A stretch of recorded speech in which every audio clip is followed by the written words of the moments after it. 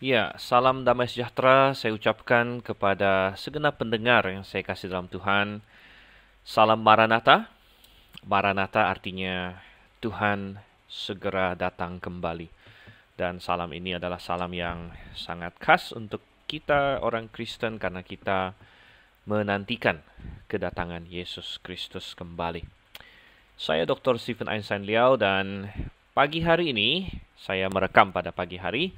Tapi mungkin Anda mendengarnya, mungkin pagi, mungkin siang, mungkin malam, terserah. Apapun itu, selamat pagi atau selamat siang, selamat malam. Dan kita akan mempelajari Alkitab dalam acara kita yaitu Mutiara Kebenaran. Ya, dan kalau Anda sudah cukup lama bersama dengan program Mutiara Kebenaran ini, maka Anda tahu bahwa hari ini kita akan mempelajari kitab Yosua pasalnya yang ketiga. Acara Mutiara Kebenaran secara sistematis kita akan mempelajari firman Tuhan, khususnya perjanjian lama, dari Kejadian sampai Maleakhi. Memang itu panjang sekali ya, Bapak Ibu Saudara yang kasih Tuhan. Sangat panjang dan saya tentunya berharap bahwa kita bisa menyelesaikannya. Kalau kita tidak bisa menyelesaikannya, saya harap itu adalah karena Tuhan Yesus datang kembali. Ya, tentu kalau Yesus datang hari ini, maka ya kita stop sampai di Yosua pasal 3. Atau Yesus datang minggu depan atau bulan depan, yang bisa terjadi, saudara yang Tuhan.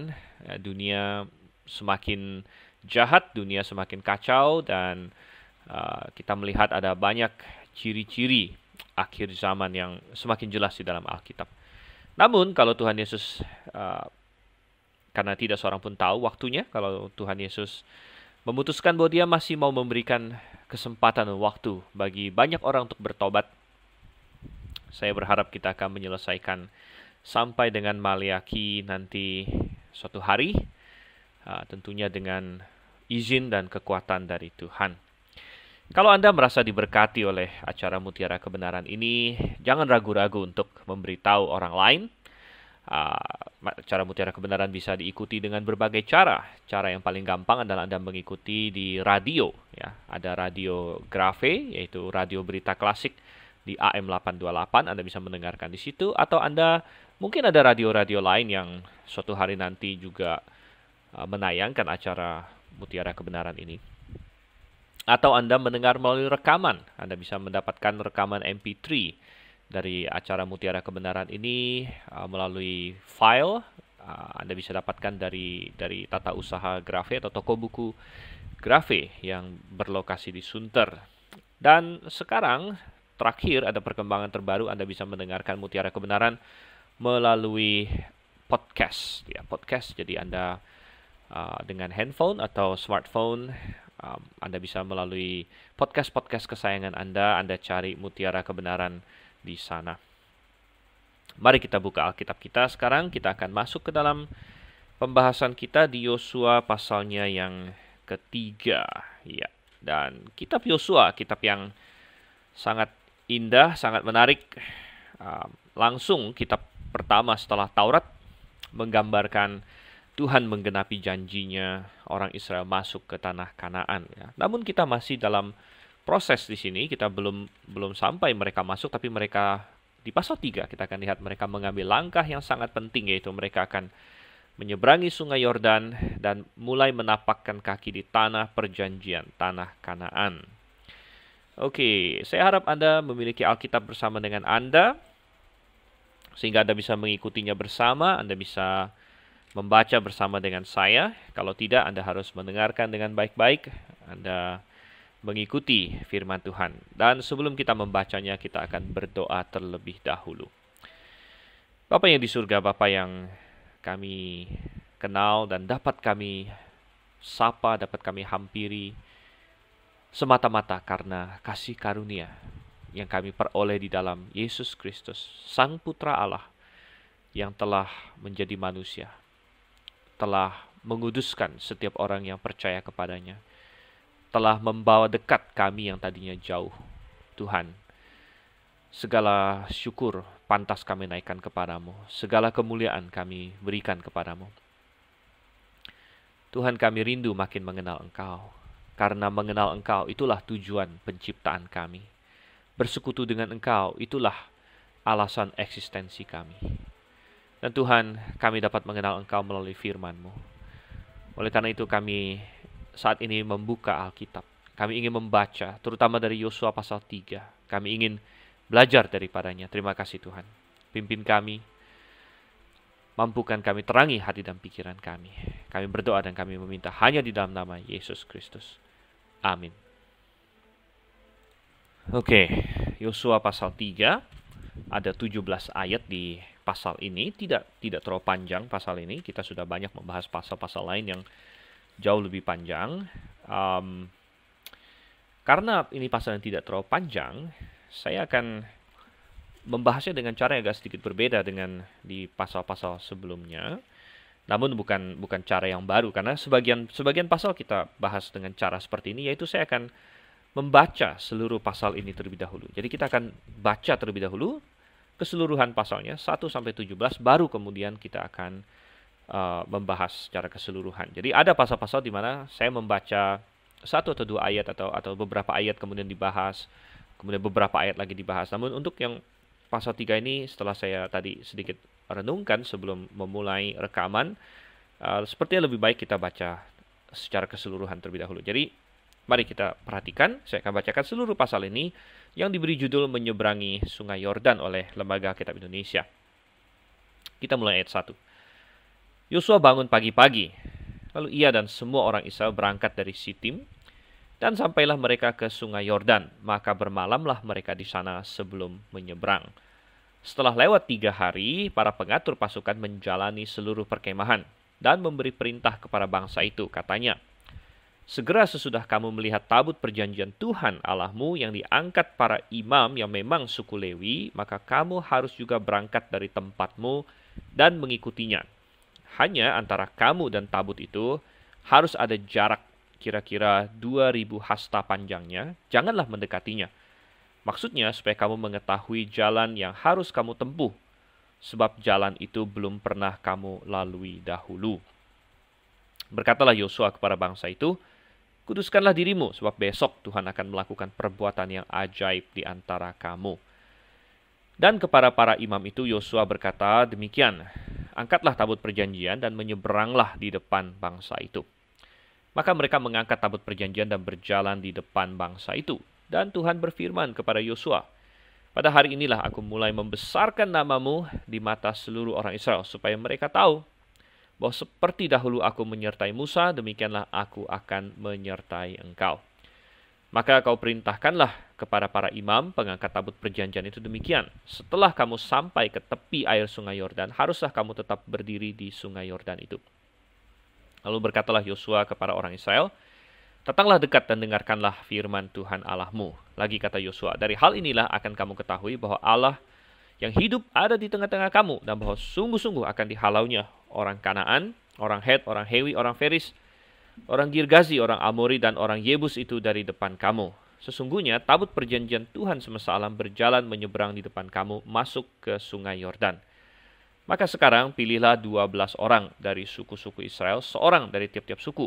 Segera sesudah kaki para imam pengangkat tabut Tuhan, Tuhan semesta bumi, berhenti di dalam air sungai Yordan, maka air sungai Yordan itu akan terputus.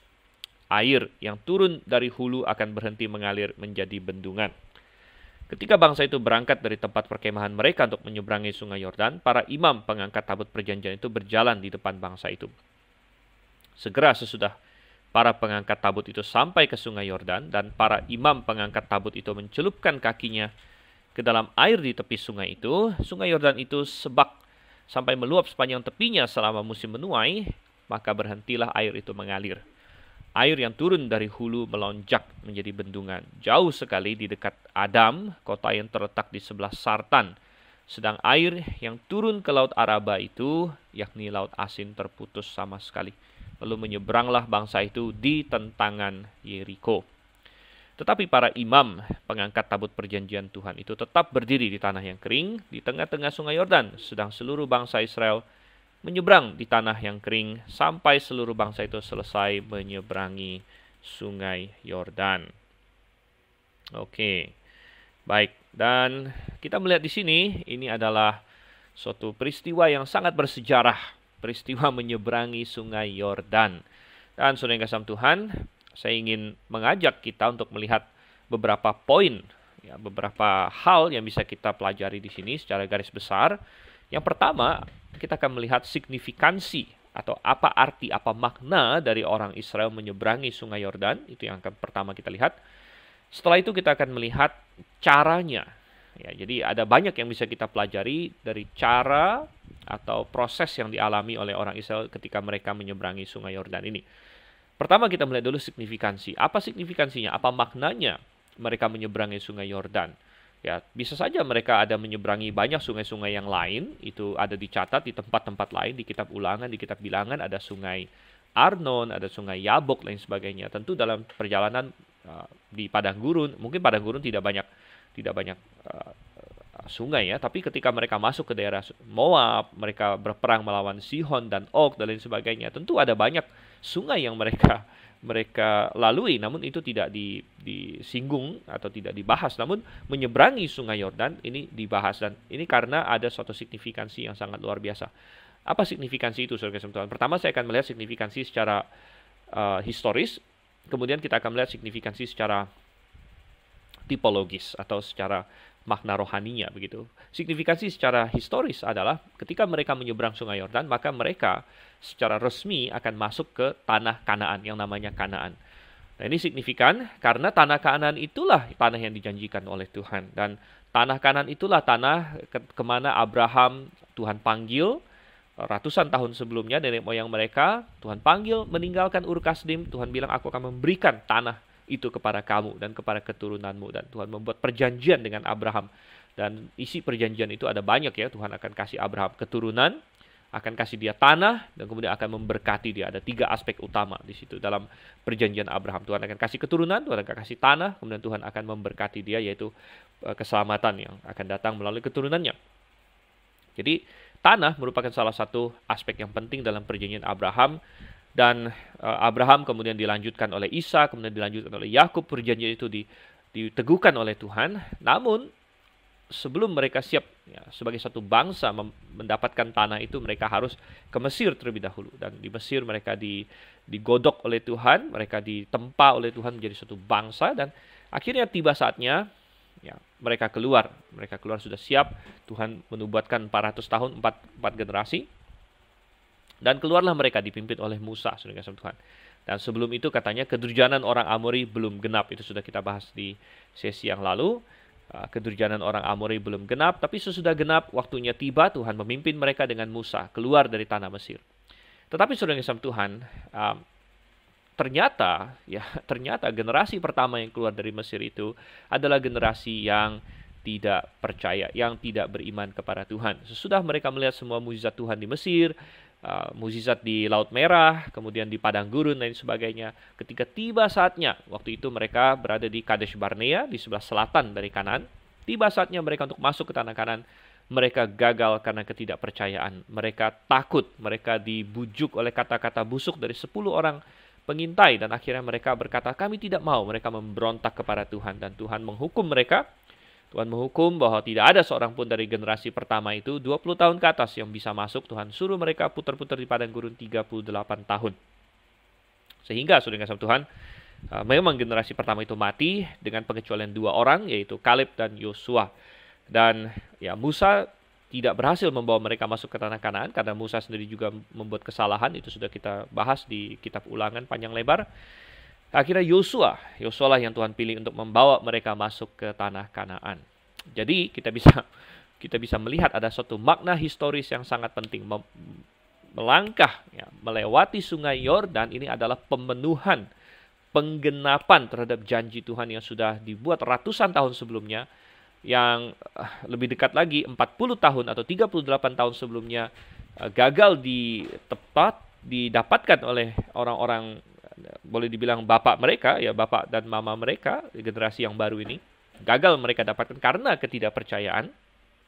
Tapi sekarang mereka akan melintasi sungai Yordan, mereka akan masuk ke tanah Kanaan yang proper, yang sebenarnya begitu, tanah Kanaan. Karena mereka sudah mendapatkan tanah di timur Yordan, yaitu tanah yang akhirnya diberikan kepada 2,5 suku. Kalau kita masih ingat di pasal 1 ada dibahas di situ, suku Gad, suku Ruben, dan suku Manasye yang setengah. Namun mereka mau masuk ke tanah Kanaan yang sesungguh-sungguhnya. Dan ini menjadi suatu momen yang sangat bersejarah. Dan ketika mereka melintasi sungai Yordan, berarti penggenapan janji-janji Tuhan itu sudah selangkah lagi semakin jelas.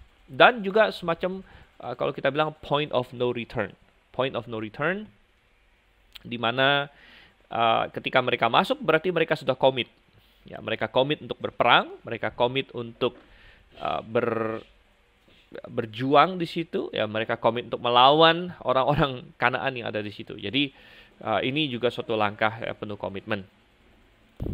Oke, jadi dari perspektif historis itu adalah signifikansinya. Tetapi bukan hanya ada signifikansi historis yang besar, tapi juga ada signifikansi tipologis atau boleh kita bilang makna rohani di balik mereka menyeberang sungai Yordan. Dan kita tahu ada banyak peristiwa di Perjanjian Lama yang mentipologikan atau menggambarkan suatu kebenaran rohani yang lebih besar lagi. Misalnya, tidak usah jauh-jauh, penyembelihan domba itu menggambarkan pengorbanan Yesus Kristus di atas kayu salib. Atau hal-hal yang berhubungan dengan Israel. Ketika mereka keluar dari Mesir, dibebaskan dari perbudakan dosa, itu adalah suatu gambaran keselamatan, saudara kasih Tuhan. Orang yang belum diselamatkan, kita adalah budak-budak dosa. Kita adalah budak-budak dosa seperti Israel menjadi budak di Mesir. Dan tidak ada caranya Israel bisa melepaskan dirinya sendiri. Tidak mungkin. Ya, Mesir begitu kuat, dosa begitu kuat, dunia begitu kuat menekan kita. Namun melalui intervensi Tuhan, penyelamatan Tuhan yang dipuncaki oleh apa? Dipuncaki oleh disembelihnya domba Paskah, Israel bisa keluar dari Mesir. Nah, itu menggambarkan keselamatan, di mana melalui disembelihnya domba Paskah, yaitu Yesus Kristus, yaitu dengan matinya Yesus Kristus, menggantikan kita pun bisa keluar dari perbudakan dosa. Jadi penyelamatan Israel dari Mesir menggambarkan penyelamatan kita keluar dari dosa. Nah, masuk ke tanah Kanaan juga merupakan suatu gambaran akan keselamatan, ya. Gambaran akan keselamatan. Jadi Kanaan adalah gambaran orang yang diselamatkan, orang yang masuk dalam Kanaan, orang-orang yang diselamatkan, yang hidup berkemenangan di dalam Tuhan, begitu.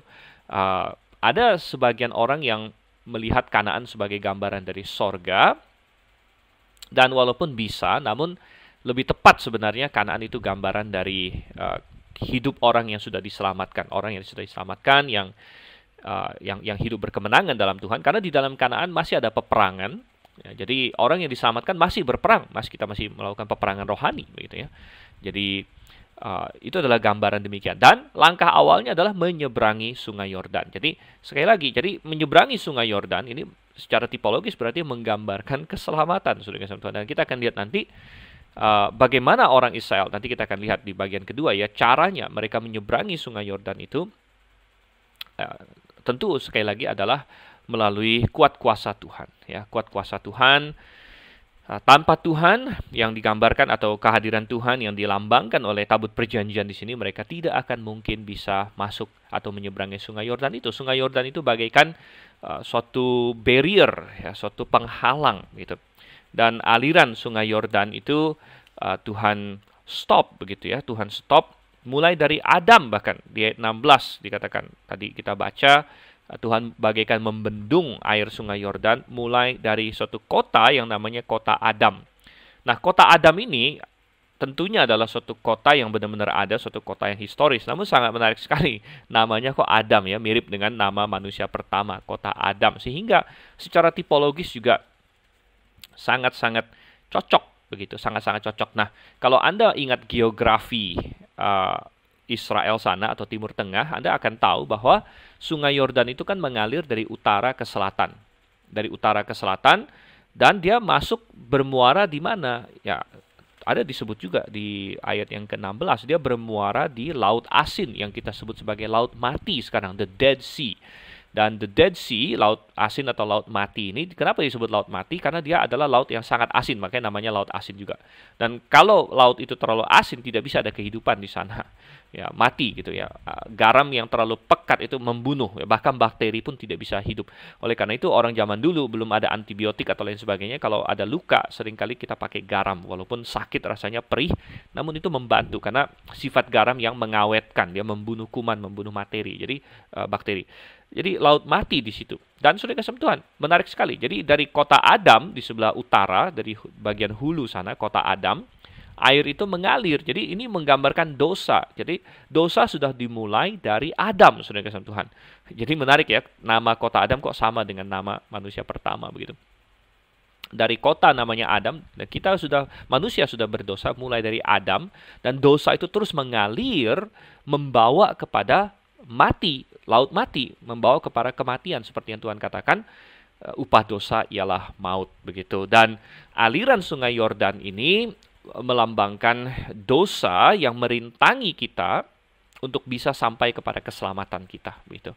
Orang Israel tadinya ada di sebelah timur Sungai Yordan, terhalang dari Kanaan ya oleh air Sungai Yordan. Demikian juga kita berada pada sisi ini, kita berada di luar kasih karunia lah gitu ya. Kalau Kanaan dianggap sebagai kasih karunia, dianggap sebagai janji-janji Tuhan, dianggap sebagai keselamatan, kita tadinya berada di luarnya, terhalang oleh dosa kita yang sudah dimulai dari Adam dulu, yang akan membawa kepada maut, laut mati sana.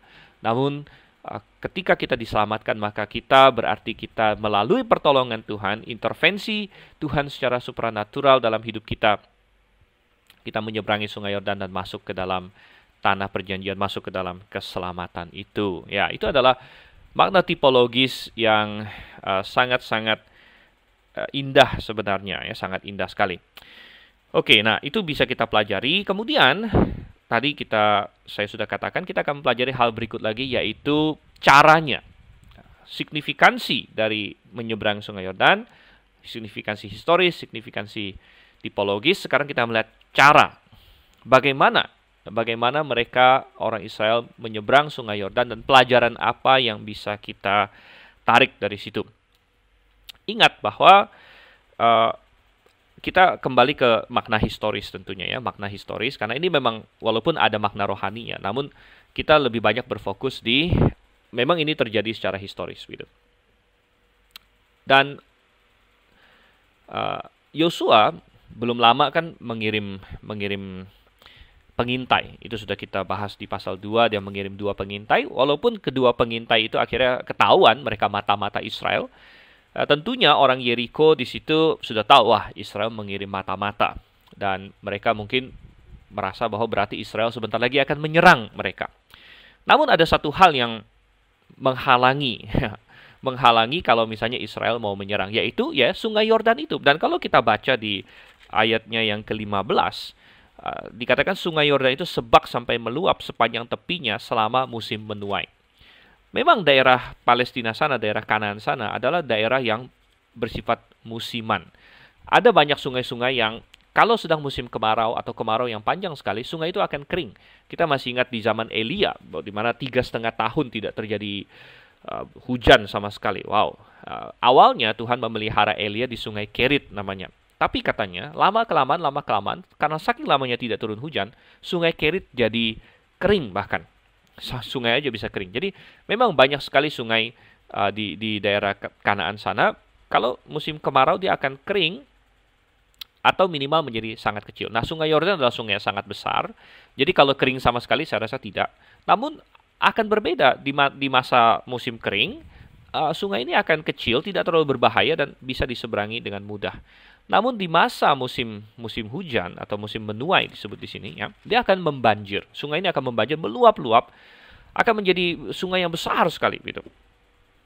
Dan kalau misalnya hanya 1-2 orang seperti pengintai ya untuk melewati, itu nggak masalah karena itu hanya 1-2 orang, tinggal dipilih yang jago berenang atau yang mereka tinggal bikin perahu kecil atau lain sebagainya. Namun kalau ingin memindahkan seluruh orang Israel yang jumlahnya jutaan orang yang terdiri dari perempuan, anak-anak dan lain sebagainya, ini suatu hal yang mustahil begitu, mustahil secara logistik. Sehingga ini menjadi penghalang. Dan Tuhan tentunya punya program bahwa orang Israel masuk ke dalam Kanaan tapi ada hal yang menghalangi. Ada tantangan-tantangan, saudara yang kasih Tuhan. Dan ini adalah suatu pelajaran yang sangat berharga bagi kita. Seringkali kita tahu ada berkat-berkat Tuhan, atau kita tahu ada pekerjaan Tuhan yang perlu kita lakukan, atau ada program Tuhan yang perlu kita lakukan. Namun kita juga bisa menghadapi halangan-halangan, rintangan-rintangan, ya, challenges dalam hidup kita. Dan kita bisa belajar dari kitab Yosua pasal 3 ini bagaimana kita harus menghadapi tantangan-tantangan itu. Ya, bagaimana sekalipun tantangannya tantangan yang sangat besar gitu.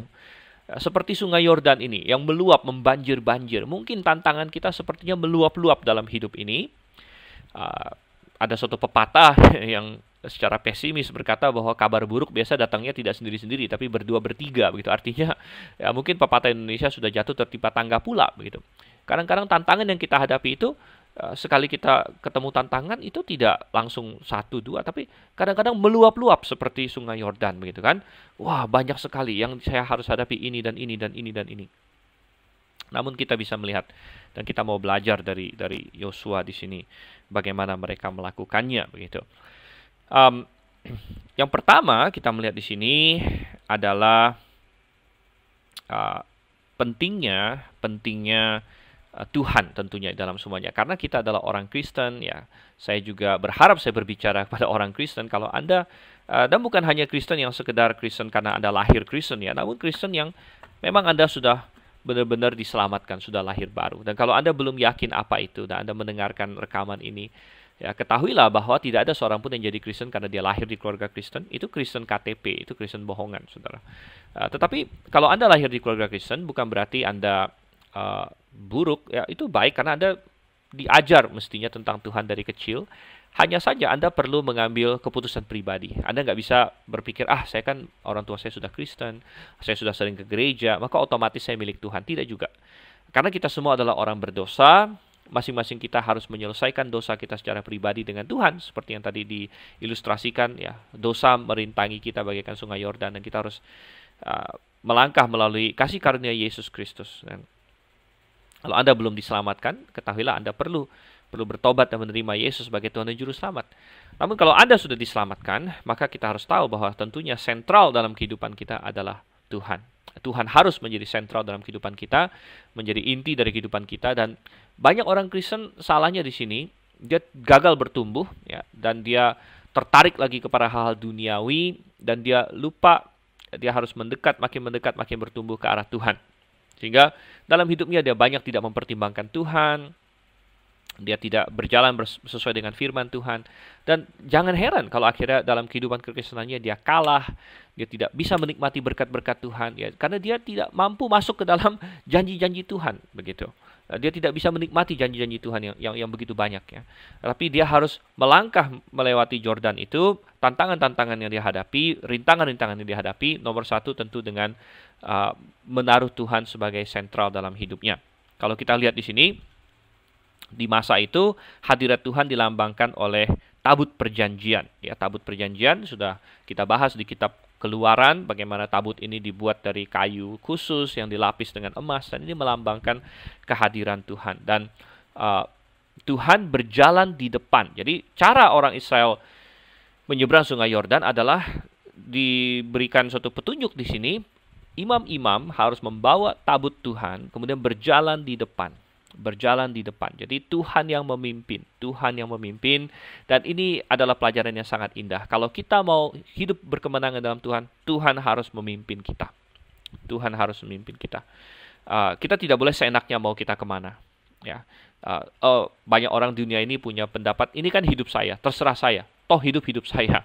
Nah, ini adalah suatu hal yang kebohongan sudah sama Tuhan. Dan kadang-kadang saya melihat iklan-iklan bir, iklan-iklan rokok, ya kan? Karena di Indonesia ada peraturan, iklan rokok itu nggak boleh menunjukkan orang merokok.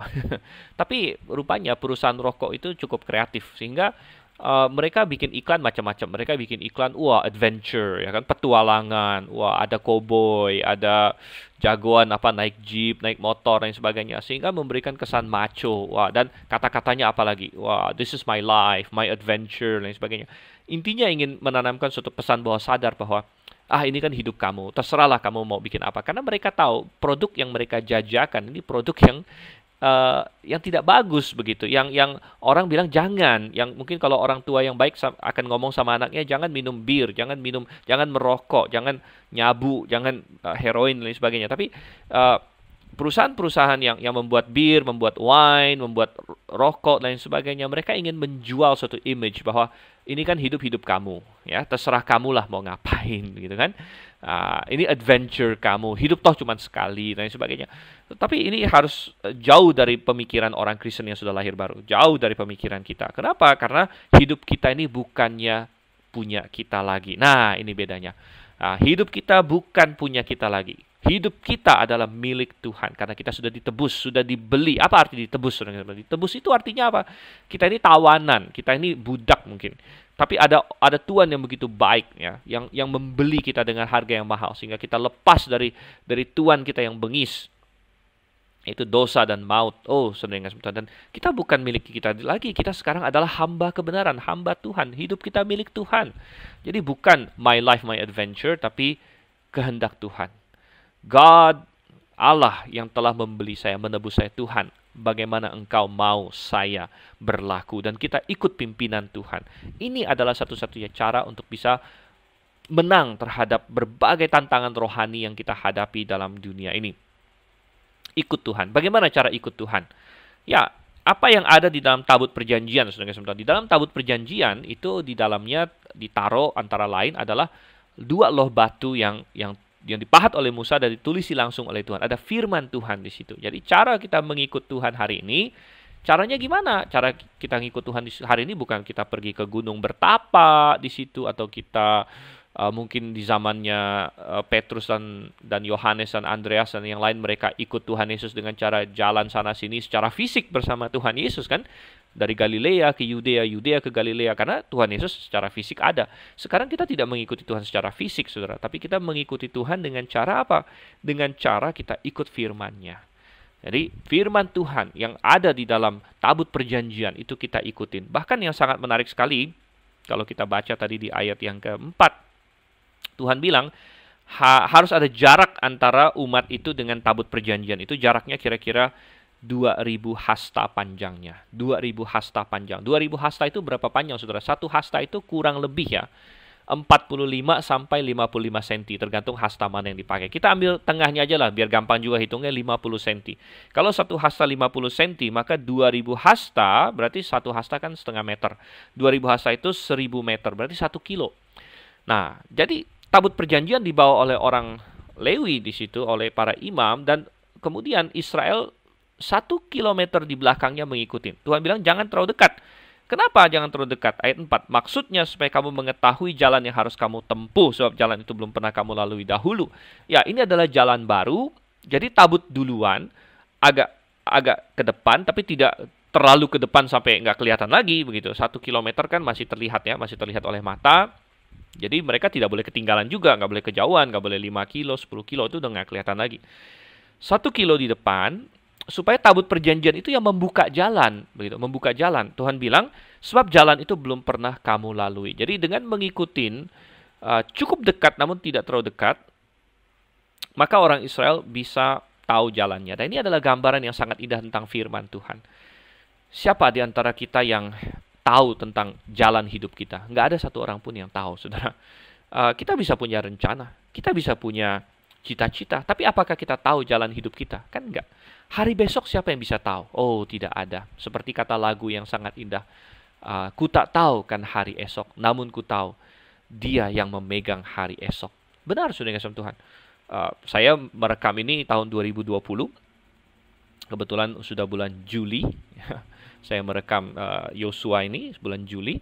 Dan tahun 2020, wow, saya masih ingat, tahun 2019 akhir, itu saya ada pergi ke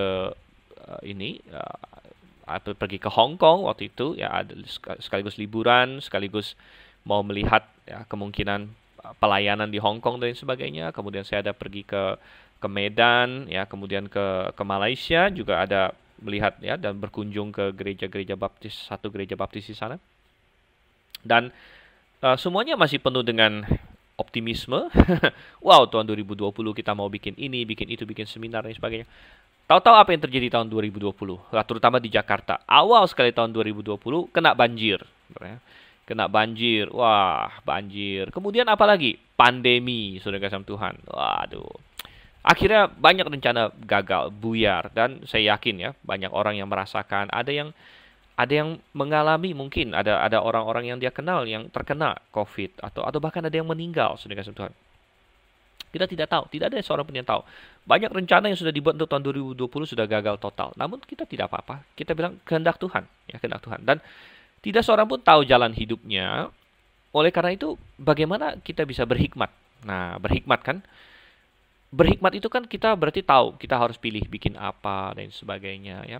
Nah, tidak percuma Alkitab mengatakan apa? Permulaan hikmat ialah takut akan Tuhan. Permulaan hikmat ialah takut akan Tuhan. Ketika kita takut akan Tuhan, ketika kita hidup kita rancangkan sesuai dengan firman Tuhan, maka dengan otomatis kita sebenarnya mengikuti Tuhan.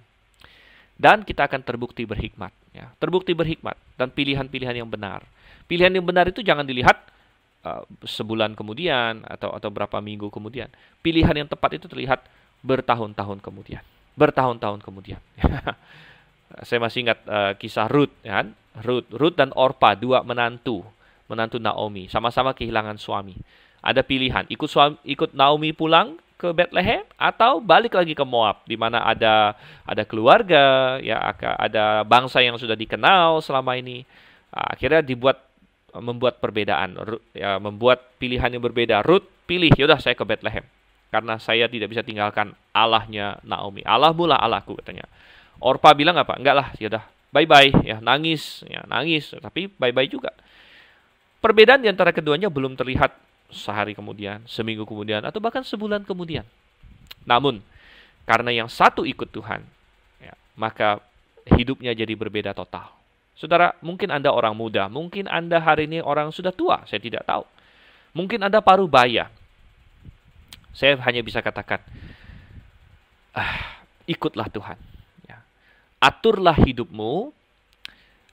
hidupmu, condongkanlah hidupmu, taatilah perintah-perintah Tuhan dalam firman-Nya, ikutilah kehendak Tuhan yang Anda tahu dalam firman-Nya, ya, bergereja, berjemaat dengan benar, cari pasangan hidup sesuai dengan firman Tuhan, bekerja dengan baik sesuai dengan firman Tuhan, bangun karakter yang baik sesuai dengan firman Tuhan.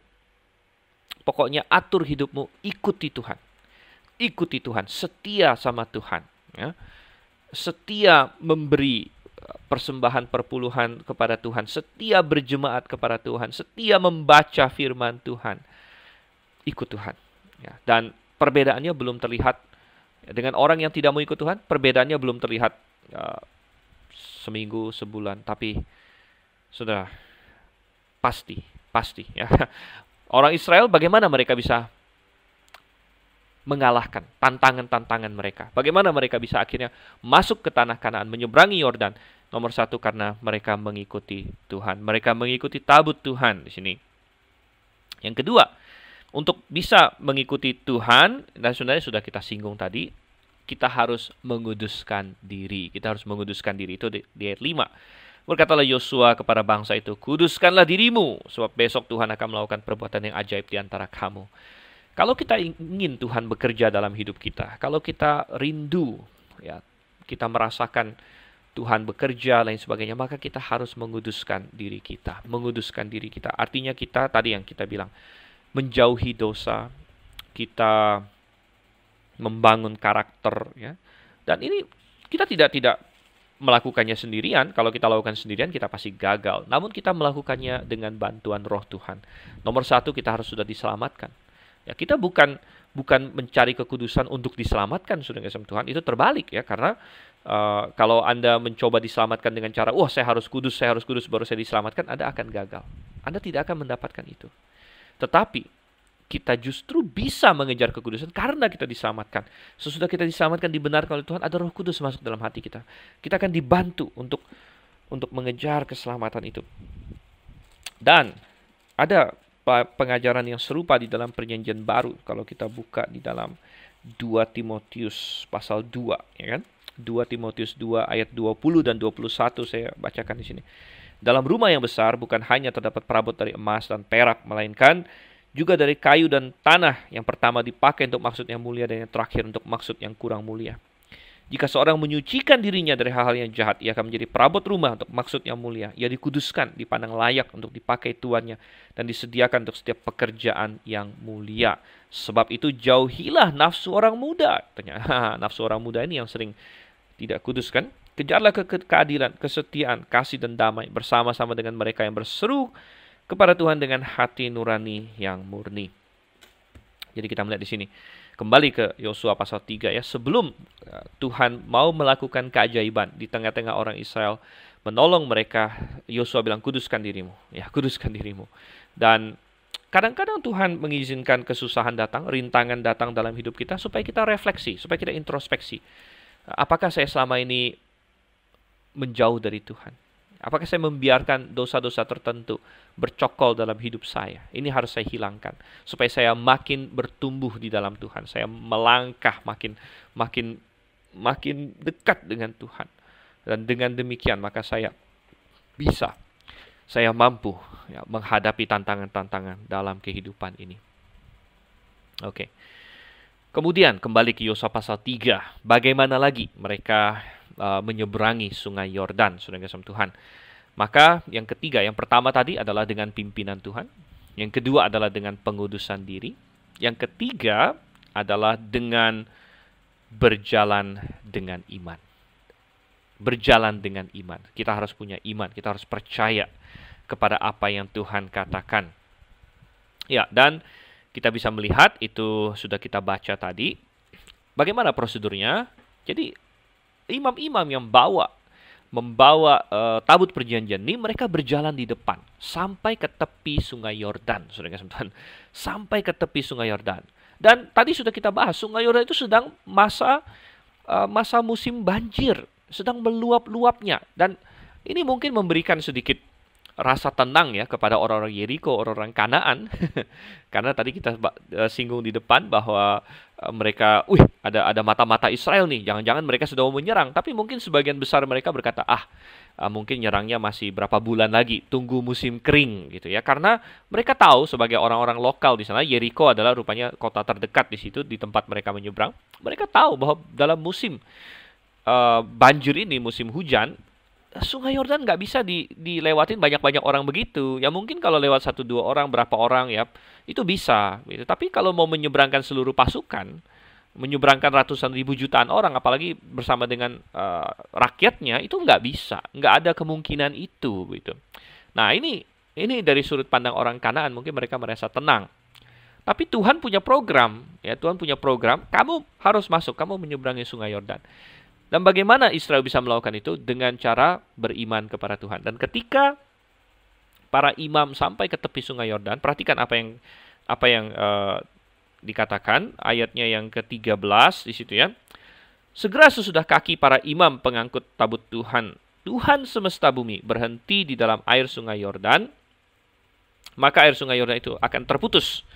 Air yang turun dari hulu akan berhenti mengalir menjadi bendungan. Dan ayat 15 saya bacakan. Segera sesudah para pengangkat tabut itu sampai ke sungai Yordan, dan para imam pengangkut tabut itu mencelupkan kakinya ke dalam air di tepi sungai itu.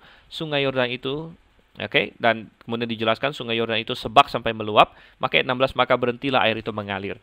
Dengan kata lain, saudara kasih Tuhan, Tuhan tidak membuat air itu berhenti dulu. Sudah kering, sudah kelihatan dasarnya, baru ayo kita rame-rame nyebrang. Tidak. Tuhan suruh kamu letakkan kaki dulu. Masukkan kaki kamu ke dalam air yang sedang meluap-luap itu. Dan ketika kamu masuk ke situ, maka air itu akan mulai berhenti. Wow, ini perlu iman. Anda bisa bayangkan orang yang sedang menjadi imam di situ. Ya, ada berapa imam yang diperlukan? 4 kira-kira mungkin ya. Saya entah 4, entah 8 atau 6, saya nggak tahu. 4 imam mungkin, mereka memanggul tabut itu di bahu mereka dengan kayu pengusungnya. Dan Yosua bilang sama mereka, maju. Loh, mereka bilang, maju kemana? Itu maju masuk ke dalam sungai. Loh, sungainya masih banjir.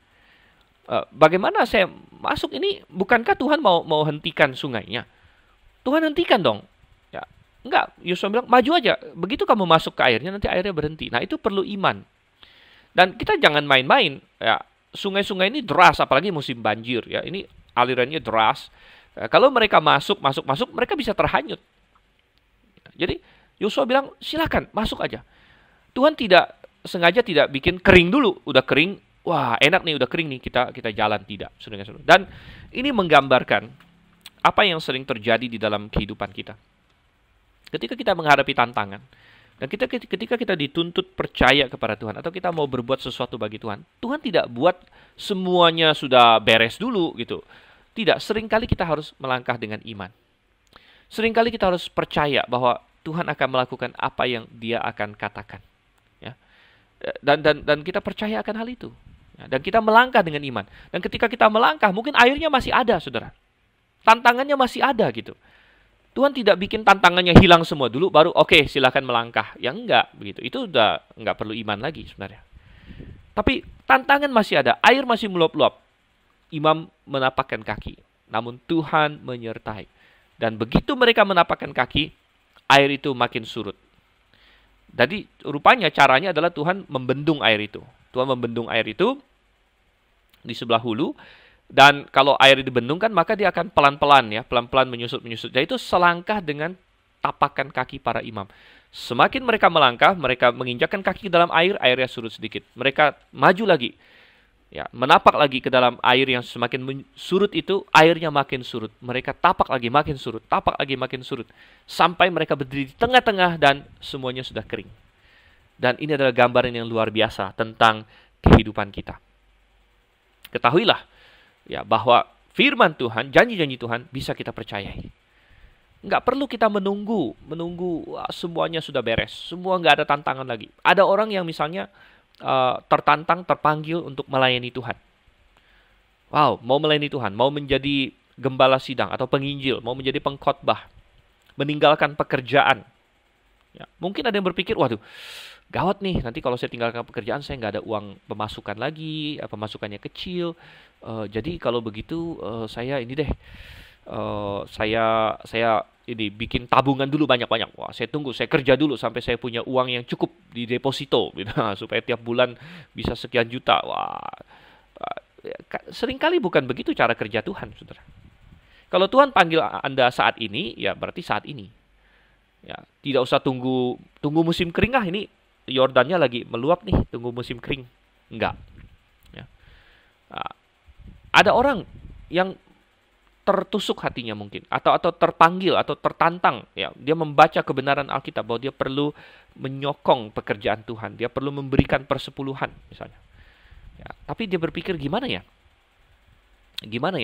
apakah kalau saya kasih 10% masih cukup nggak buat saya atau saya tunggu uang saya tambah banyak lagi ya, tunggu saya naik gaji baru saya mulai kasih perpuluhan.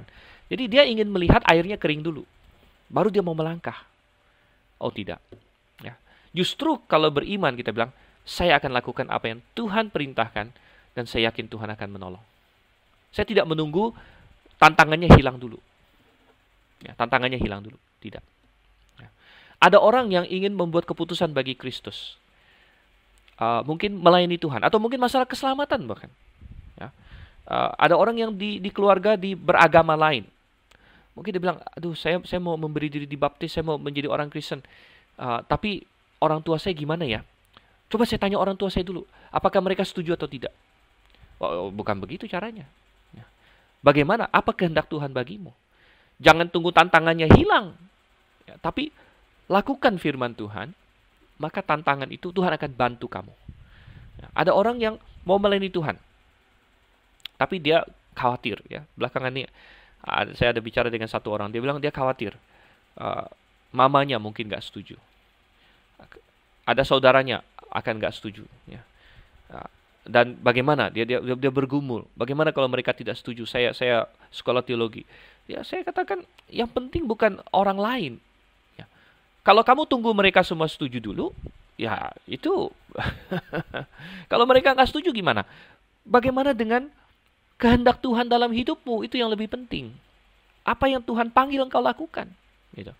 Jangan kita tunggu semua tantangan sudah tidak ada. Seringkali Tuhan justru mau kita melangkah dengan iman, walaupun ada tantangan di depan mata, tapi kalau kita yakin ini adalah kehendak Tuhan, kita melangkah.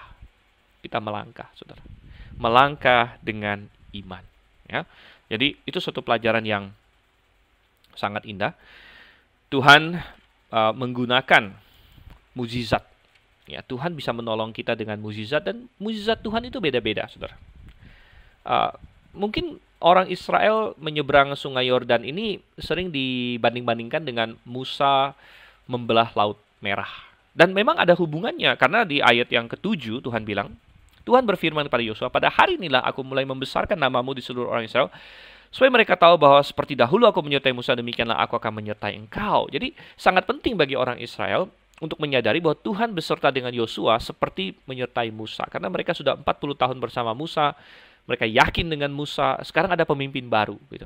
Tapi Tuhan ingin tunjukkan bahwa aku menyertai Yosua juga. Dan sebenarnya ini sangat penting bagi kita semua. Ketika kita membaca Alkitab, orang Kristen harus baca Alkitab ya. Kalau Anda tidak baca Alkitab, Anda tidak tahu sejarah Alkitab, tidak tahu cerita-cerita Alkitab,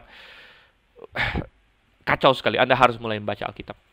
Namun kalau kita membaca Alkitab, kita membaca bagaimana Tuhan menyertai Yosua, Musa, Daud, nabi-nabi, Samson, hakim-hakim. Kita baca mukjizat-mukjizat, kita baca bagaimana Tuhan menolong orang mereka. Oke, itu teori. Kita perlu merasakannya dalam hidup kita. Makanya kita perlu tadi melangkah dengan iman itu tadi. Kadang-kadang Tuhan izinkan kesusahan dalam hidup kita sebagai suatu kesempatan bagi kita untuk bergantung sama Tuhan. Supaya kita merasakan pertolongan Tuhan, saudara.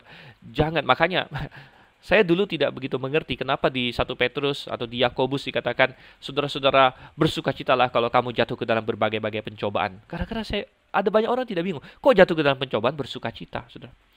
Tapi salah satu jawabannya adalah ketika kita dalam pencobaan kesusahan, justru pada saat itu ada kesempatan kita bergantung sama Tuhan, kita merasakan Tuhan menyertai kita, Tuhan menolong kita dengan luar biasa, dan itu menjadi suatu pengalaman. Kita bisa berkata, Tuhan yang menyertai Daud ternyata menyertai saya juga.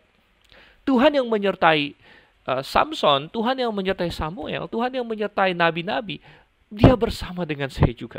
Ketika saya membaca mereka berteriak dan Tuhan menjawab, saya juga telah berteriak dan Tuhan menjawab. Artinya, saudara, setiap generasi orang Kristen, setiap generasi anak-anak Tuhan harus merasakan Tuhan secara pribadi. Memang kita membaca tentang bagaimana Tuhan bekerja di masa lalu dan sebagainya. Kita harus merasakannya untuk diri kita sendiri. Dan Tuhan bilang sama Yosua, hari ini aku akan membuat namamu besar. Ya bukan untuk kesombongan dan sebagainya, tapi supaya orang Israel generasi baru yang akan masuk ke tanah Kanaan, yang akan bertempur di sana, mereka harus punya keyakinan. Mereka harus tahu Tuhan beserta mereka, bukan hanya dengar dari orang tua mereka bahwa oh dulu loh di Mesir begini. Oh dulu Musa begini. Tidak, mereka sendiri merasakannya. Kita pun perlu merasakan bersama dengan Tuhan. Dan tadi kita bilang bahwa Musa membelah Laut Merah. Dan itu sepertinya sangat ajaib, tidak ada penjelasan, yaitu suatu mukjizat benar gitu. Artinya Musa memakai tongkatnya, dia pukul laut itu, kemudian Tuhan pakai angin yang luar biasa sehingga laut itu terbelah. Oke, Tuhan bisa bekerja dengan cara demikian. Lalu bagaimana dengan menyeberangi Sungai Yordan sini? Airnya tidak terbelah, tapi Tuhan memakai cara, katanya Tuhan membendung di hulu. Ya, di daerah yang tadi kita bilang kota yang namanya Adam itu, sehingga ada sebagian orang bilang ini bukan mukjizat ya. Ini bukan mukjizat karena apa? Bisa saja terjadi sesuatu yang natural di hulu, misalnya ada longsor ya kan, bisa ada longsornya menutup ya, jadi airnya terbendung untuk sementara waktu, atau ada gempa bumi atau lain sebagainya. Pokoknya terjadi sesuatu lah di hulu yang bersifat natural mungkin, nah, sehingga di situ ini terbendung. Ya, saya katakan bahwa itu tetap mukjizat. Kenapa? Karena timingnya luar biasa. Longsor bisa terjadi kapan saja, tapi kenapa terjadinya pas dan pergerakan airnya yang terbendung itu pas sehingga ketika imam menapakkan kaki, pas airnya turun begitu. Oh, itu kan luar biasa sekali ya. Jadi maksud saya adalah mukjizat Tuhan itu macam-macam. Dan Tuhan bisa memakai berbagai cara, saudara yang kasih Tuhan, berbagai cara untuk menghibur kita, untuk menolong kita. Ya, saya masih ingat ya dulu waktu saya punya suatu pergumulan ya waktu saya masih muda. Ya, sebenarnya ada banyak yang saya bisa ceritakan, namun saya teringat akan hal ini. Waktu saya sedang studi sendirian di Amerika, dan suatu ketika saya merasa sangat kesepian karena terus terang waktu itu di asrama kami hanya 3 orang. Bayangkan, suatu STT asrama 3 orang, dan 2 teman saya itu hampir nggak pernah ada di rumah. Ya, mereka kerja juga. Jadi saya sendirian di rumah. Padahal saya waktu itu baru pertama kali keluar dari rumah. Saya merasa sangat kesepian, dan saya berdoa sama Tuhan. Tuhan, ya, saya perlu penghiburan, gitu. Saya perlu penghiburan, dan saya berdoa sama Tuhan, ya. Dan ternyata tidak berapa lama kemudian, saudara kasih Tuhan, tiba-tiba ada surat datang pada saya dari Indonesia, ya, dari keluarga saya. Dan Anda tahu bahwa surat itu memerlukan waktu, ya, memerlukan waktu beberapa hari atau beberapa minggu bahkan untuk sampai dari Indonesia ke Amerika. Tapi rupanya, dan ini kalau kita, oh ini kan bukan mukjizat, kita, ini bukan mukjizat karena surat itu kan biasa, ini kan pakai tukang pos, pakai ini, pakai itu, ini bukan mukjizat. Tapi bagi saya itu mukjizat. Kenapa? Karena apa? Saya barusan berdoa, tiba-tiba langsung ada jawabannya, begitu. Walaupun Tuhan memakai cara yang sangat biasa, namun ini menunjukkan Tuhan peduli dengan saya, providensia Tuhan. Dan ini terjadi sudah belasan tahun yang lalu, ya. Dan itu tetap menjadi apa ya? Sejak saat itu sudah banyak kali dan banyak peristiwa di mana saya benar-benar mengandalkan Tuhan, ya. Dan setiap pengalaman itu, pengalaman berjalan bersama dengan Tuhan, pengalaman kita berdoa dan Tuhan menjawab, ya. Pengalaman di mana kita dalam kesulitan, Tuhan kasih jalan keluar, kita berdoa. Dan Tuhan bisa pakai banyak cara, saudara. Ada orang berkata bahwa GBIA atau Grafe tidak percaya mukjizat. Itu nonsens, itu bohong. Kita sangat percaya mukjizat. Tuhan intervensi terus, ya. Dan yang kita tidak percaya adalah bahwa ada penipu-penipu yang hari ini bilang dia punya kuasa melakukan mukjizat. Nah, itu kita tidak percaya, gitu. Mengapa? Karena kuasa melakukan mukjizat yang dikasih ke perorangan itu adalah milik rasul. Milik rasul, dan itu kalau rasul tidak ada, sudah tidak ada. Anda baca 2 Korintus 12 ayat 12, di situ dikatakan tanda seorang rasul adalah kuasa melakukan mukjizat. Tapi kalau Tuhan melakukan mukjizat, itu saya sendiri alami dalam hidup saya, begitu. Mana Tuhan menolong. Kadang-kadang mukjizatnya memakai hal yang biasa yang orang lain mungkin anggap bukan mukjizat. Ya, seperti pos, atau pernah juga berapa waktu lalu saya sakit. Lalu tiba-tiba ada teman saya yang bantu kasih obat, begitu kan, teman dokter saya. Kok bisa tiba-tiba ketemu dia lagi dan lain sebagainya. Macam-macam sebenarnya. Jadi intinya adalah bahwa Tuhan bisa pakai banyak cara, ya, untuk menolong kita, dan mari kita berjalan dengan iman. Berjalan dengan iman, dan melangkah. Ada sungai Yordan depan kita, nggak masalah. Semakin kita melangkah, tantangan akan selesai. Dan akhirnya kita berdiri di tengah-tengah sungai Yordan kering, memuliakan dan memuji Tuhan. Maukah Anda melakukannya? Mari kita berdoa. Terima kasih Bapa di surga untuk kasih setia kepada kami. Tolonglah supaya kami bisa berjalan dengan iman, kami bisa mengikuti pimpinan-Mu, dan kami bisa mengejar kekudusan, supaya kami bisa melihat pekerjaan-Mu dalam hidup kami dengan semakin nyata, bukan hanya kami mendengarnya, membacanya, namun kami merasakannya dalam hidup kami. Pimpin kami Tuhan. Dalam nama Yesus Kristus kami berdoa dan mengucap syukur. Amin. Demikianlah pembahasan kita pada hari ini. Jangan lupakan, masih bersama dengan saya untuk sesi berikutnya. Dr. Stephen Einstein Liao, sampai berjumpa. Maranatha.